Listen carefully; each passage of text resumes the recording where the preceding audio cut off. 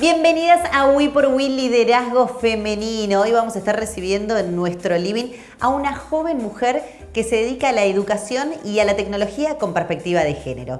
Ella es Melina Masnata. Desde hace 11 años se dedica a crear soluciones y oportunidades educativas con tecnología de manera integral y sistémica. Se especializa en creatividad, formación, empoderamiento de jóvenes y brecha de género. Escribió más de 50 publicaciones académicas y de divulgación nacionales e internacionales. Actualmente es columnista sobre tecnología, arte y educación en el diario La Nación y colabora en diferentes medios nacionales e internacionales como asesora y referente. Es cofundadora y desde el 2017 directora ejecutiva de Chicas en Tecnología, organización sin fines de lucro con alcance regional que forma, motiva y acompaña a adolescentes mujeres a desarrollarse en el ecosistema emprendedor tecnológico. Melina, para nosotros es un placer enorme que estés en We por We, así que te queremos agradecer muchísimo que te hayas hecho un tiempito y estés con nosotras. Bueno, vamos a hablar de tecnología, la mujer, la tecnología, pero primero quiero saber cómo fue tu experiencia en un mundo que generalmente está destinado a los hombres. Uno conoce más cantidad de hombres que de mujeres que se deciden por la tecnología. ¿Cómo fue tu paso? Bueno, mi paso fue, primero tengo que decirlo, soy de una ciudad muy chica en la Patagonia, entonces todo tenía un delay, el cable llegó en los 90, siempre decimos como crecimos con esos delay, pero también con la inclusión de la tecnología como en un momento que no era el común, ¿no? Y me acuerdo cuando compraron la primera computadora en mi casa, que fue como la super inversión, ese fue como mi primer acercamiento en donde decía, bueno, ¿por qué tenemos que compartirlo con mis hermanos? Y por ahí mis hermanos que eran más chicos, pero eran varones y estaba más lícito que jugaran a los videojuegos. Sí. Yo no podía jugar, por ejemplo, a Street Fighter, que era como el juego del momento, y a mí me encantaba. Y eso me fue despertando como una curiosidad. Lo que me gustaba de la tecnología era la posibilidad, primero, por ahí de investigar cosas o de encontrarme con esa puerta al mundo en un lugar muy chico de la Patagonia. Y después, por otro lado, como la posibilidad de imaginarme jugando o haciendo otros roles, ¿no? Que eso también es una propuesta muy diferente de las que tenemos en general las mujeres, ¿no? En general nos imaginamos haciendo cosas, pero nunca nos dan esas posibilidades de simular qué podés ser o qué querés ser. Y entonces en ese recorrido y en ese camino tuve bastantes variaciones, me metí más en el mundo del arte, y cuando me metí en el mundo del arte es que pude venir acá a Buenos Aires, y a partir de estar en Buenos Aires también empecé a descubrir un montón de cosas que tenían que ver con las posibilidades que yo tenía, y las posibilidades también, digo, y ahí estaba en el Teatro Colón, donde éramos todas bailarinas, y ahí empezaba a descubrir y hacerme mi primera pregunta, decir, ¿por qué un lugar tan feminizado como la danza, el ballet, quienes son maestros, como se suele decir, o quienes son los coreógrafos, en general son varones? Claro. Esa fue como mi primera, desperté, apagué un poco la tecnología, desperté esa pregunta. Sí. Pusiste en stand-by la tecnología y empezaste a darte cuenta que en la sociedad, que no es la del sur, sino venir a Buenos Aires, te estabas empezando a topar con esto, con micro sociedades de mujeres, hombres, rubros bien definidos, ¿no? Bien definidos y también como que la imposibilidad de crecer, ¿no? Vos no podés ser coreógrafa. Y eso también es un punto. ¿Cuántas mujeres coreógrafas conocemos en el mundo de ballet? Por ejemplo, que es un ámbito muy, muy, si se quiere, femenino. Sí. Hay muchas más bailarinas que bailarines. Tal cual. Y en ese camino y ese recorrido, cuando tenía 18 años, dije, bueno, no, yo no voy a seguir este camino, me quiero meter en un lugar donde pueda reformar esto, pueda cambiar esto, que la persona que viaja tantos kilómetros como es en el mundo de la danza, a la gran capital y pueda como hacer otras cosas, no se vea limitada en un momento. Y es que me meto en el mundo de la educación. Estudio Ciencias de la Educación en la UBA. Y estudio Ciencias de la Educación porque me copaba que sea ciencias de la educación. La educación es un ámbito también muy femenino, pero tenía una mirada científica. Y eso también, a las primeras materias que empecé a cursar, empecé a toparme con una materia que se llamaba Tecnología Educativa. Y lo que me apasionó en esos momentos es que al principio volví a conectarme con ese deseo o esa pasión que tenía cuando era chica. Y después empezaba como a encontrarme con estos mundos donde decía, bueno, pero si este es un mundo femenino, ¿por qué cuando trabajamos con tecnología hay más varones, o quienes diseñan, por ejemplo, los programas, los software, Sí. o todo lo que tiene que ver con plataformas educativas, que hoy es un boom, pero hace 11 años atrás no era un boom. Era muy poca la gente y mucho menos las mujeres que se Exacto. metían en este mundo. Exacto, y entonces en ese recorrido empecé a cuestionarme y a preguntarme qué pasa con la tecnología, qué pasa cuando la tecnología se mete en ámbitos sociales, en ámbitos artísticos o en ámbitos también más vinculados con la educación, que por ahí son más lícitos de nuevo para un tipo de personas. Sí.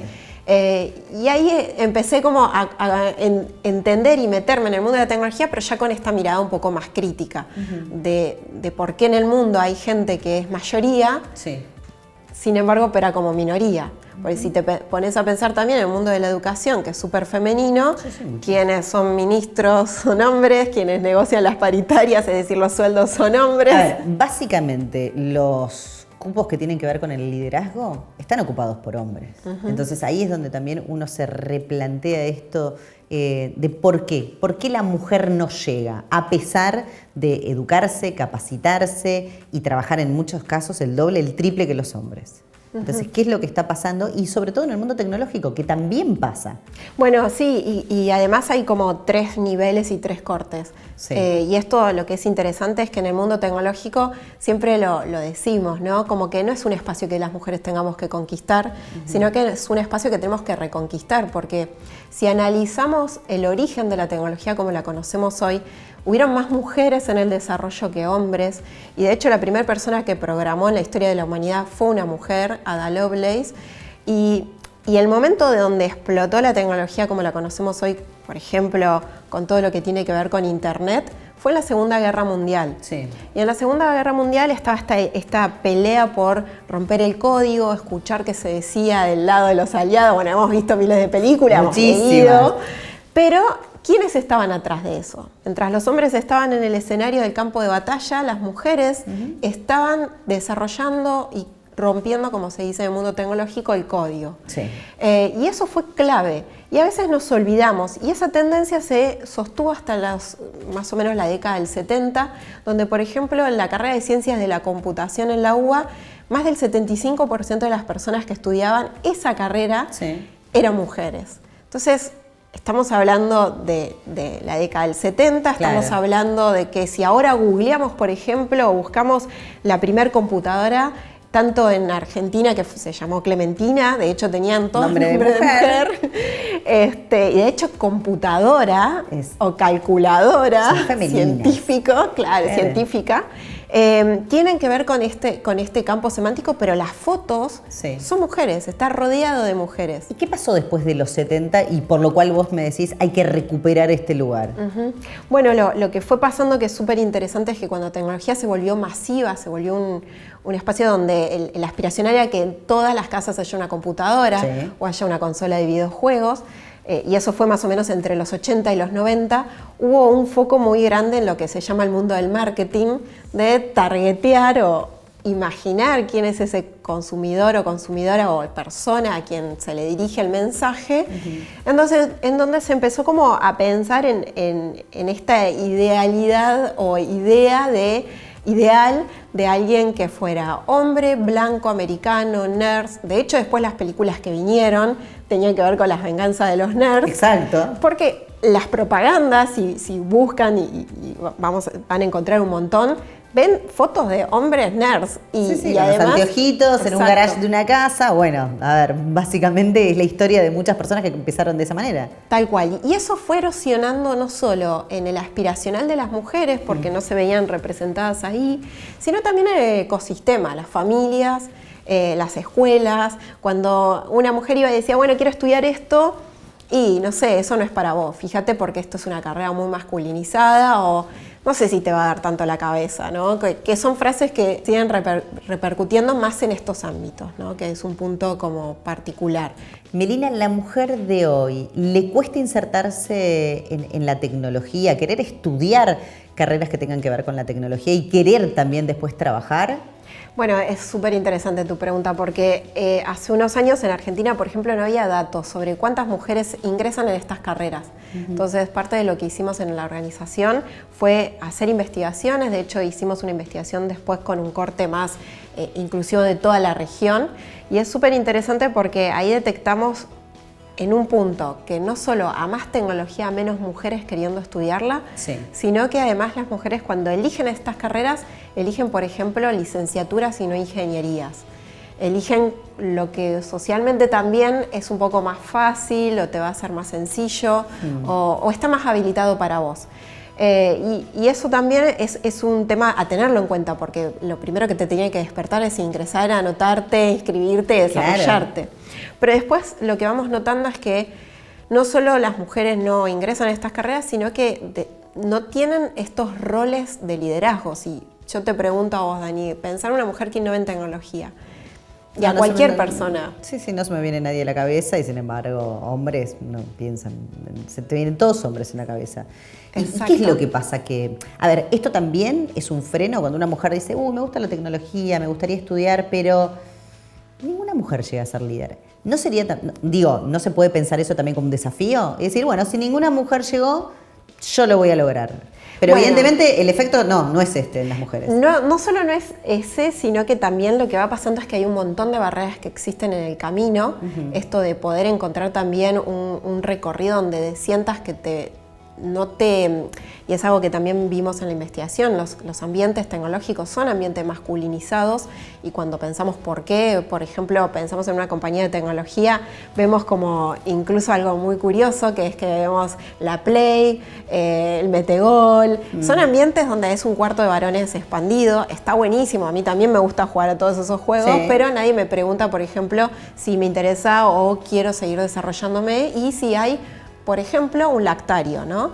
Como que son espacios habitables donde las mujeres no nos sentimos que acá podemos seguir desarrollando nuestra carrera y balancearlo también con nuestras expectativas. ¿Qué pasa con esas empresas que se dedican a la tecnología que no intentan introducir a mujeres, ¿no? Que sin embargo siguen poniendo este tipo de espacios y ni siquiera se toman la molestia de intentarlo? ¿Qué es lo que pasa en la cabeza de esos líderes que generalmente son hombres, que ni siquiera, que tiene que haber una ley para imponerles que tiene que haber un cupo igualitario? Bueno, es un desafío. Lo que pasa primero es que no están viendo los números y que hoy no tener equipos diversos trae incluso un retroceso en la innovación y en lo que vos puedas generar. Muchos de los problemas de desarrollos tecnológicos, por ejemplo, es porque en la mesa no tenés gente que representa a toda la sociedad. Imagínate que mundialmente tenés afuera el 50% de la población humana, que son las mujeres, ¿no? Y desarrollás algo que después querés que esas personas sean consumidoras, pero no tuviste en el equipo a alguien que tenga esa mirada. Bueno, mucho de lo que pasa es que pierden un montón de inversiones porque el producto en realidad tiene grandes fallas, tienen que volver a hacerlo, tienen que pensarse de nuevo. Entonces hay una gran pérdida de lo que es el negocio, por empezar.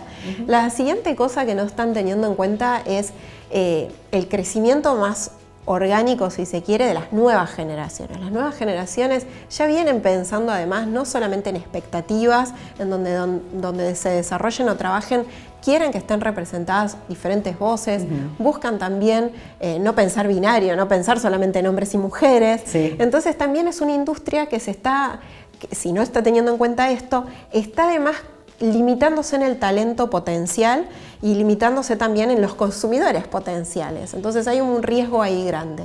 El otro punto es que no hay nada en el mundo que transforme tanto como lo que tiene que ver con la industria tecnológica.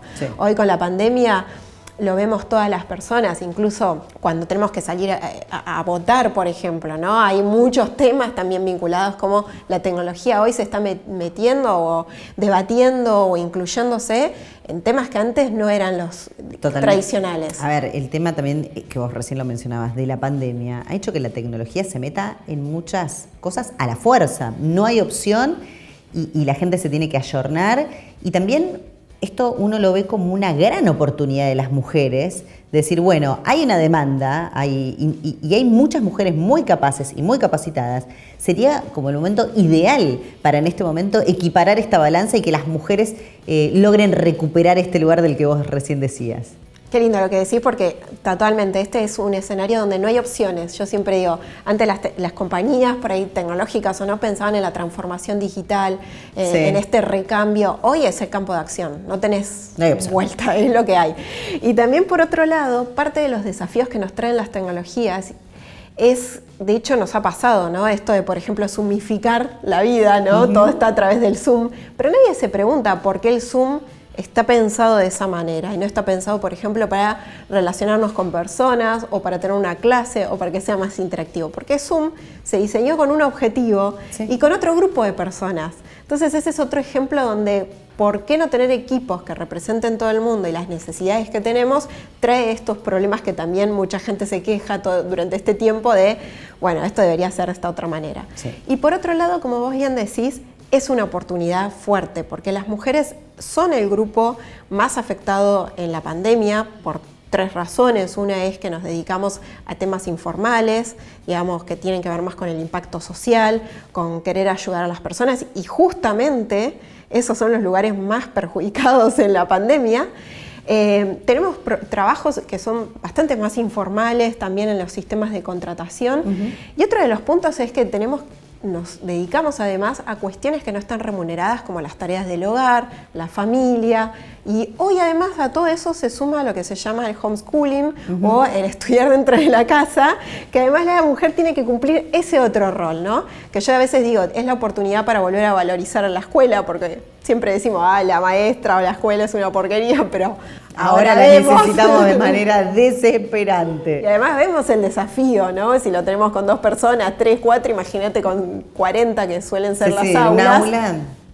Es un desafío grande. Entonces también es una oportunidad de cómo las mujeres podemos repensar nuestras carreras, si queremos ir para lo social incluso, con un impacto mayor y con algo que está también estudiado, que cualquier sueldo en la industria tecnológica es un 33% más alto que otras industrias. Escuchemos, ¿cómo es esto?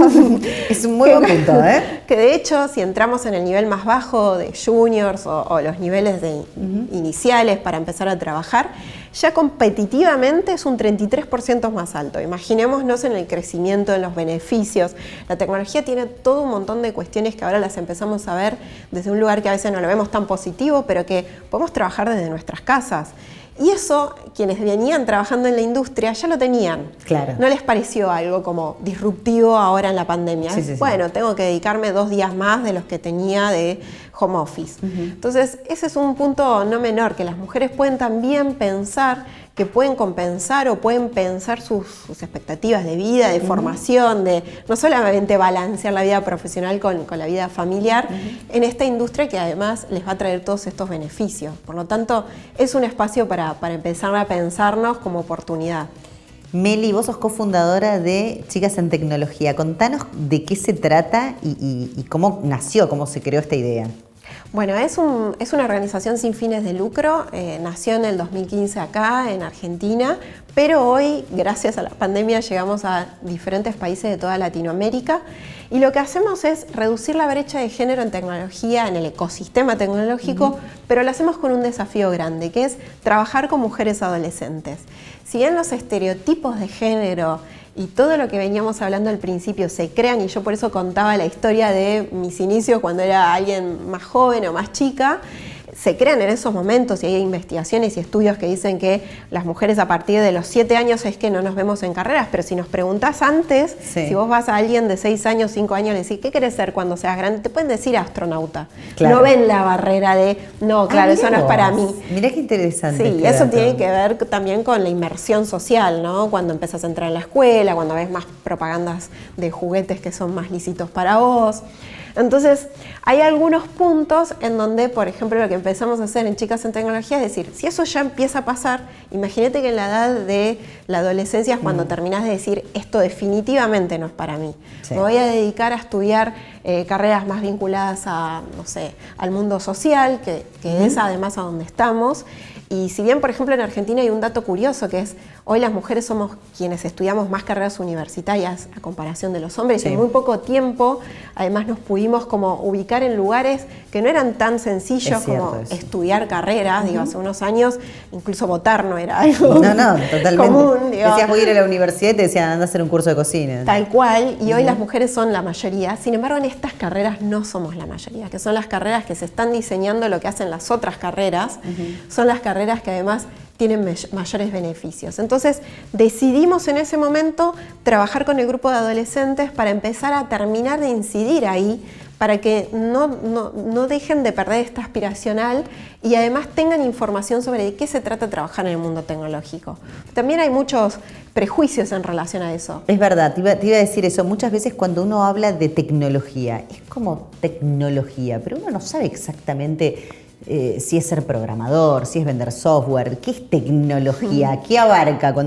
Y es más, también pasa con los chicos. Cuando ningún nene chiquitito te dice, quiero estudiar tecnología. Es como sigue siendo un concepto un poco abstracto todavía. Bueno, te voy a dar un ejemplo que es muy común y que conocemos todas las personas en Argentina, que es la página de la AFIP.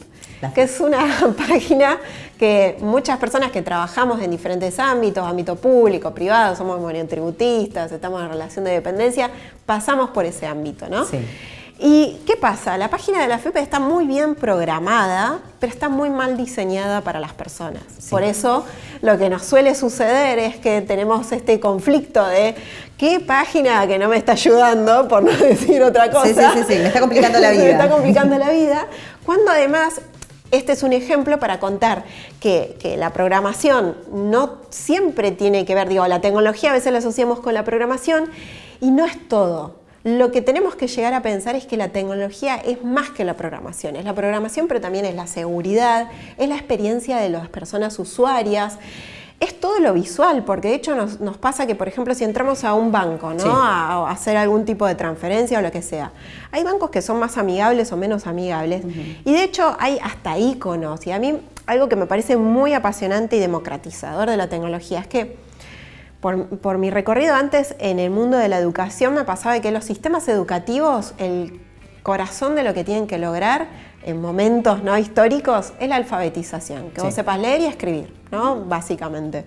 Ahora, cuando pensamos que hoy podés mandar un mensaje de audio sin saber leer y escribir y entendés iconos, te lleva a un punto donde decís, todas las personas podemos estar conectadas de esta manera. Ya no hay límites. Claro. De hecho, hay proyectos, por ejemplo, hace poco hablaba con un médico que hablaba con una comunidad indígena donde las mujeres no solían ir a atenderse, por ejemplo, con temas sobre todo cuando estaban por tener hijos y hijas y demás. Y el médico decía, antes el lenguaje era una barrera, estas mujeres además no estaban alfabetizadas. Hoy me mandan un audio y ya resuelvo esto. Les digo, sí, bajen, vengan a la ciudad, vengan a hacerse el estudio. Digo, cosas tan chiquitas y tan grandes para contar que la tecnología tiene impacto social y que incluso rompe con estereotipos más grandes o necesidades que teníamos hasta los sistemas educativos para enseñar o alfabetizar a leer y escribir. Entonces, lo que hacemos en la organización básicamente en principio es mostrarte este camino, que la tecnología es más que programar. Y además hay otro mito, que es para meterte en tecnología tenés que ser muy buena o muy bueno en matemática, por ejemplo, ¿no? En ciencias. Y la realidad que es un mito, porque una cosa es la matemática que aprendes en la escuela, la matemática escolarizada, y otra es el sistema de pensamiento matemático o el sistema de pensamiento lógico, que es con el que vas a trabajar en la tecnología, que no tiene que ver con lo otro necesariamente. Acá me surge una pregunta. Cuando hablas de esta manera diferente de ver y de pensar con lógica y ver la matemática desde este lugar, y yo me pongo a pensar, ¿los adolescentes se les enseña esto en la secundaria? Porque acá tenemos otro punto también. Uno, mientras que está en la secundaria, te van educando, te van dando un montón de herramientas para que cuando vos llegues al final te decidas por una carrera. Pero a ver, es casi imposible decidirse por la tecnología si a vos ni siquiera te enseñaron a pensar ni te dieron información que tenga que ver con la tecnología. Tengamos en cuenta que son muy pocos los colegios hoy en día y que lo que te dan del ámbito tecnológico también es súper escaso. Sí, o es Word, Excel. Por eso, súper escaso. Word, Excel para ejecutar. Tal cual. Y si fuera algo de programación, porque si les enseñan programación, entonces los chicos están liando eso. O sea, tecnología, programación, que es, aparte, aburridísimo porque se da de una manera totalmente obsoleta. Tal cual, Dani. Y algo de lo que hacemos con el grupo de las chicas es mostrarles también, primero, si bien es cierto que esto pasa en lo que le dedican más horas a estas personas adolescentes, que es el mundo de la educación, por otro lado tenemos que pensar cómo compensamos eso, ¿no? Porque, ¿qué vamos a decir? Bueno, hay generaciones que hoy no aprendieron, bueno, no. Vamos a articular con el mundo educativo. Vamos a contarles, y por eso lo que hacemos en Chicas en Tecnología es trabajar con programas e iniciativas que en realidad no compiten con la escuela, conviven con la escuela. Sí. De hecho, les contamos un montón de cosas de las que pasan en el mundo educativo, como por ejemplo, cuando resolvés en matemática problemas, ¿no? Recordemos que siempre hemos resuelto problemas, ¿no? Un tren sale de tal lado, pero nadie te pone a pensar que en realidad resolver problemas es lo que se trabaja y es el corazón del sistema de pensamiento que necesita la tecnología. La tecnología lo que hace básicamente, si lo pensamos más en llano, es resolvernos problemas cotidianos de manera rápida, eficiente. Si lo pensás de alguna manera, cuando te querés comunicar con alguien, cuando querés hacer algo, ¿por qué usas tecnología? Porque es lo más fácil, lo más eficiente. Muchos se deben preguntar, en la teoría está perfecto esto que decís, la tecnología es para simplificarnos la vida. Pero en la realidad esto dista bastante. Ustedes, desde su lugar, ¿le van enseñando a estas chicas adolescentes este nuevo sentido de solucionar la vida a las personas que necesitan de la tecnología? Porque la tecnología cada vez es más parte de nuestra vida y quizás muchas veces esta falta de comprensión de que la tecnología está para hacernos la vida más sencilla tiene que ver también con una cuestión generacional. Entonces quizás las nuevas generaciones sí entiendan este concepto de no tiene que haber esta brecha entre la programación y el usuario. Tal cual. No solo se lo enseñamos, sino también que les mostramos que si hoy no te está ayudando en algo la tecnología es porque vos no estás creando esa tecnología. Siempre nos pasó, ¿no? Esta pregunta de, o alguien parecido a vos, sí, con las mismas necesidades, los mismos recorridos, las mismas búsquedas.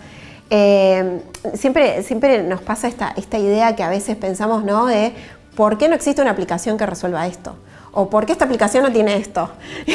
Básicamente, ¿por qué? ¿En qué estaba pensando el señor que hizo esta aplicación que no Exacto. le puso este otro dato? Además, ¿no? Pero eso es porque falta alguien como vos. Entonces, lo que les enseñamos a las chicas es, básicamente, es porque falta alguien como vos pensándolo, desarrollándolo.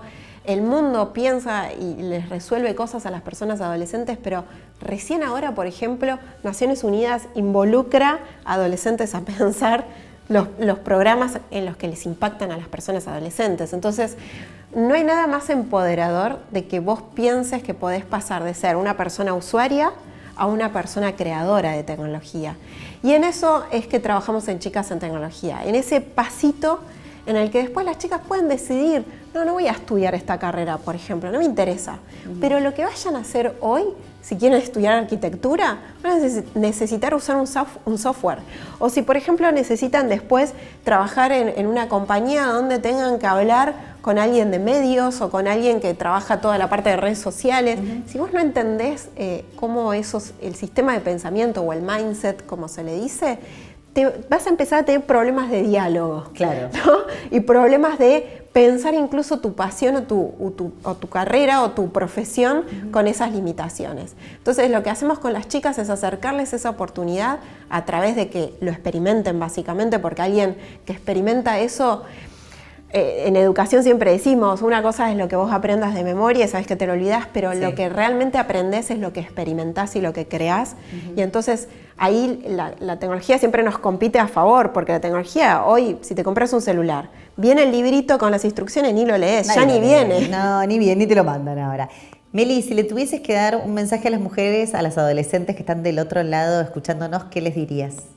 Bueno, en nuestra organización siempre decimos que hoy con la tecnología que tenemos a disposición, en cualquier lugar en el que estés, no importa si estás en una ciudad chica, en una ciudad grande, podés crear algo que transforme el mundo.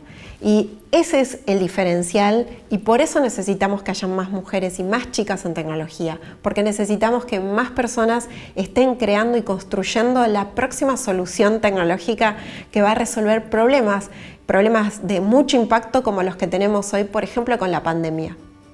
Meli, muchísimas gracias. Para nosotros fue un placer enorme poder charlar con vos y conocer un poco más del mundo de la tecnología y para que las mujeres también se animen. Me parece que eso es lo más importante. Gracias. Gracias, Dani.